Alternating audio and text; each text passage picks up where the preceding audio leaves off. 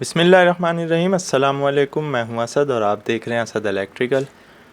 पिछली दो वीडियोस में हमने डीप सी की वायरिंग डायग्राम के ऊपर बात की थी, उसके कनेक्शंस पे बात की थी और साथ ही हमने ये बताया था कि इसमें कुछ हमारे पास कॉन्फ़िगरेबल इनपुट्स और आउटपुट्स होती हैं कि उसको हम डिफरेंट पर्पस के लिए यूज़ कर सकते हैं। तो हमने एग्जाम्पल के लिए 6020 मॉड्यूल ले लिया सामने। जैसा कि हमने बताया था कि डीप सी के तकरीबन जो तमाम मॉड्यूल्स हैं उनकी वायरिंग जो है वो तकरीबन सिमिलर होती है। फ़र्क सिर्फ ये होता है कि उसमें इजाफ़ा हो जाता है बहुत सी चीज़ों का, जैसे जैसे मॉड्यूल जो है वो आगे की तरफ बढ़ता है। तो इसकी जो बैटरी की पावर सप्लाई है इनपुट की वो सेम रहती है, यानी कि 1 और 2 पर नेगेटिव और पॉजिटिव इसी तरह होते हैं जैसा कि दूसरे मॉड्यूल्स में होंगे। तो किसी भी डीप सी की जब हम कॉन्फ़िगरेशन के ऊपर बात करेंगे तो सबसे पहले जो चीज़ लाजमी है वो ये है कि हमारा जो मॉड्यूल है उसकी पावर सप्लाई ऑन होनी चाहिए, यानी कि उसका जो डिस्प्ले है वो ऑन होना चाहिए। उसके लिए हमें क्या करना होता है कि बैटरी से हमें पॉजिटिव नेगेटिव सप्लाई कनेक्ट कर देनी होती है। तो दूसरी चीज़ों को अभी हमने स्किप कर दिया जिस पर हम ऑलरेडी बात कर चुके हैं पिछली वीडियो में।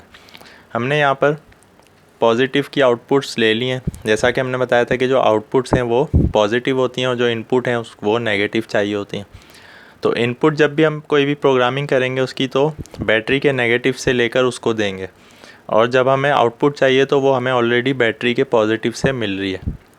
लेकिन ये जो कि इंटरनली पॉजिटिव से हमें मिल रही है, तो ये जो है मेन जो पॉजिटिव हमारा बैटरी से कनेक्ट है उसी से ये यहाँ पर लेकर इसने आउटपुट पर कनेक्ट कर दिया है।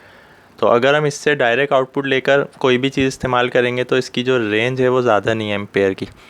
तो जैसा कि हम जानते हैं कि 2 एम्पेयर का फ्यूज़ हमारा बैटरी और हमारे डीप सी मॉड्यूल के दरमियान लगा हुआ होता है। तो अगर हम डायरेक्ट लोड इस कॉन्टैक्ट के ऊपर डालेंगे जो 2 एम्पेयर से ज़्यादा हुआ तो हमारा फ्यूज़ जो है वो डिफेक्टिव हो जाएगा। तो इसीलिए रिकमेंडेशन यही होती है कि जो भी आउटपुट आप यूज़ कर रहे हैं उसके आउटपुट पर एक रिले लगाएं ताकि उस कॉन्टैक्ट के ऊपर डायरेक्ट लोड ना आए, बल्कि लोड जो है वो उसके नॉर्मली ओपन या क्लोज़ कॉन्टैक्ट पर आए। तो आप देख सकते हैं हमने एग्जाम्पल के लिए यहाँ पर आउटपुट सी ले लिए। जैसा कि इन्होंने इनकी नंबरिंग की हुई होती है CDEF, इस तरह हमारे पास 4 आउटपुट्स हैं जो कि पॉजिटिव हैं और ये सारी कॉमन है। हम 7 नंबर को ले रहे हैं, यानी कि सी को ले रहे हैं 7 नंबर टर्मिनल से, जो कि हमने एक रिले कनेक्ट कर दी है इसकी आउटपुट पर और दूसरी तरफ से इसको नेगेटिव से कनेक्ट कर दिया। तो इस तरह हमारी रिले एनर्जाइज होगी जब भी ये स्विच मैक होगा। इस रिले का नाम हमने दे दिया है GBCR, यानी कि जनरेटर ब्रेकर क्लोजिंग रिले। यहाँ पर कोई भी चीज़ हम यूज़ कर सकते हैं, ये सिर्फ हम एग्जाम्पल के लिए ले रहे हैं। अब हमने जब रिले कनेक्ट कर दिए तो हम क्या करेंगे कि इस रिले के ज़रिए हम ब्रेकर को क्लोज़ करवाएंगे। तो इसका नॉर्मली ओपन कॉन्टैक्ट हमने लिया, बैटरी से मेन सप्लाई से हमने वायर लेकर इसके नॉर्मली ओपन में देकर और दूसरी साइड से ब्रेकर तक पहुंचा दिया और नेगेटिव जो है इसको डायरेक्ट मिल जाएगा। अब ये एयर सर्किट ब्रेकर है या MCC भी है, कोई से भी टाइप का ये ब्रेकर है जो कि एक्सटर्नल सोर्स से क्लोज़ और ओपन होता है। तो यहाँ पर हमें क्लोजिंग कमांड देनी है अपने डीप सी पैनल के ज़रिए ब्रेकर तक, यानी कि हम इसको मैनुअली ऑन नहीं करना चाहते बल्कि पैनल के ज़रिए ऑन करना चाहते हैं। तो इसकी जो वायरिंग है वो इस तरह हो जाएगी कि बैटरी से आने वाला पॉजिटिव डायरेक्ट हमारे रिले के कॉमन पॉइंट में आएगा, नॉर्मली ओपन से निकलकर हम सर्किट ब्रेकर की जो भी इसकी क्लोजिंग कॉइल है उसको कनेक्ट कर देंगे उसके साथ। अब जो हमारा मेन पॉजिटिव हमारे डीप सी को मिल रहा है यही पॉजिटिव हमारी आउटपुट पर कनेक्ट है। तो यहाँ से हम कोई सी भी एक आउटपुट लेकर अपने हिसाब से, हमने एग्जांपल के लिए सी की आउटपुट ले लिए 7 नंबर टर्मिनल से और अपनी जनरेटर ब्रेकर क्लोजिंग रिले पे कनेक्ट कर दिया। तो इस तरह ये इसकी वायरिंग तो कंप्लीट हो गई। अब इसकी कॉन्फ़िगरेशन कैसे होगी? इसकी कॉन्फ़िगरेशन के लिए हमें इसका सॉफ्टवेयर चाहिए होता है जो कि डीप सी का अपना एक PLC सॉफ्टवेयर है। उसकी जो पोर्ट है वो हमारे यहाँ पर कनेक्ट होती है। हर डीप सी के अंदर USB पोर्ट इन्होंने दी हुई होती है।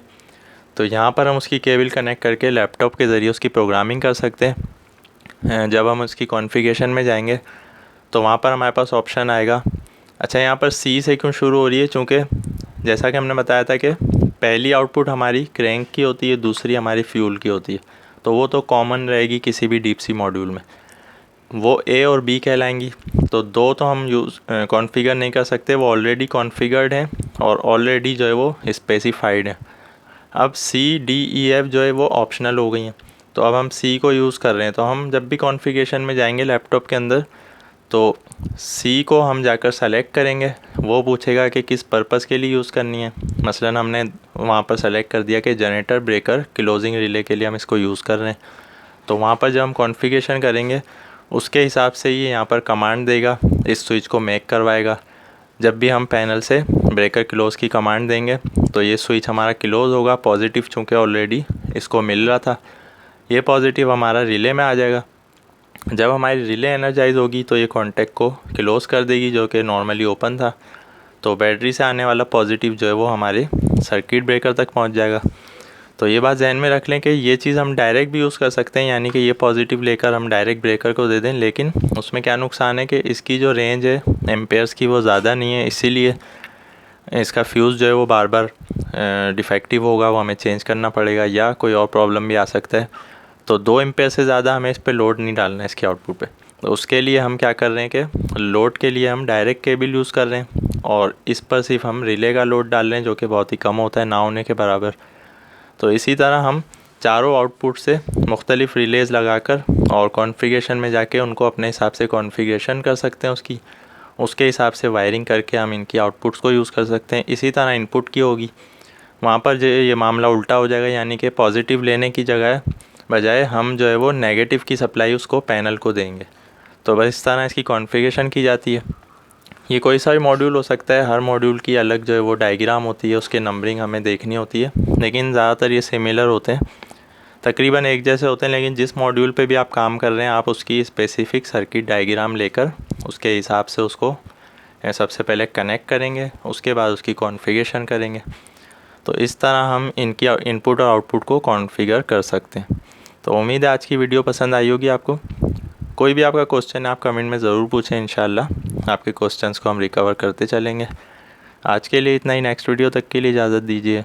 अल्लाह हाफिज़।